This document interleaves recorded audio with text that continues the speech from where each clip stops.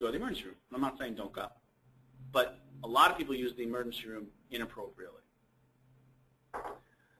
So basically, all your hospitalization, all your major services are going to be subject to your deductible and coinsurance.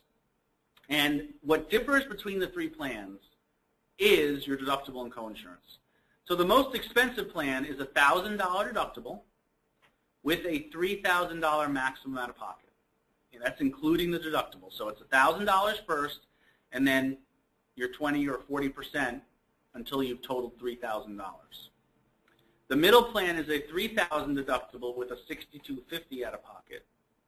And then the least expensive plan is a $4,000 deductible with the same $6,250. Now, one of the changes that is going to occur on October 1st with your plans, with these plans, is that previously, for anyone that had any experience with their health plan, they should be familiar with the fact that your doctor copays, your prescription copays, your emergency room copays, those types of things have no cap on them. You pay them indefinitely. And if you pay a bunch of those copays and then you go to the hospital, you have your full out-of-pocket to still meet. Once you've met your out-of-pocket, your hospitalization is covered at 100%.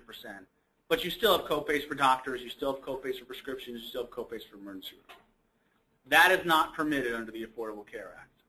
So your plan is being forced into compliance this October 1st. And one of the things that that means is that all your copays, all your out-of-pocket comes out of that out-of-pocket, that $3,000 or $6,250, depending which plan you're. So if you go to the doctor 10 times at $30 a pop, you'll have $300 less to meet in your out-of-pocket if you go to the hospital. Same thing with prescriptions. Those copays come out of your out-of-pocket. Once you've met your out-of-pocket, whether it's through a ton of copays or more likely a combination of copays and some more major service, then you're covered at 100% for everything, which, by the way, in my opinion, further exacerbates all the things I spoke about earlier. Because now instead of paying a small piece of the charge, you're paying no piece of the charge. But it is what it is. So does everyone understand that differentiation now? So those copays come out of your out-of-pocket. Once your out-of-pocket is met, those copays stop. Prescription coverage is the same across all three plans, and they haven't changed from where they were last year.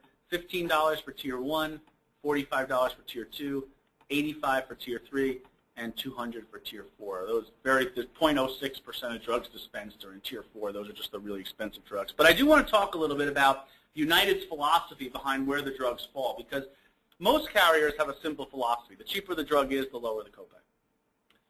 It's not United's philosophy. Now, there is some semblance to that. If the only difference is cost, then yes, it's going to be somewhat tiered along those levels. But one of the things that United has said